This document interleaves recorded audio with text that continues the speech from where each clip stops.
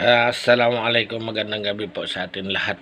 Ako po yung isa sa founder nyo ng Gasti MC of the Philippines.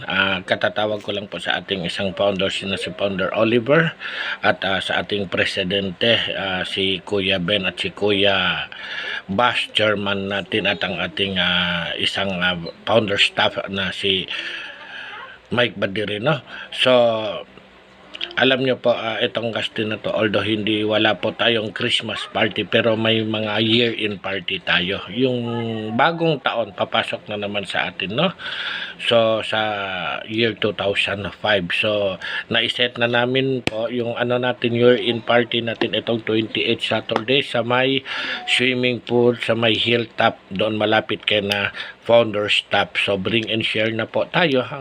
Kahit pa, pwede nyong dalhin, magsasalo-salo na tayo doon.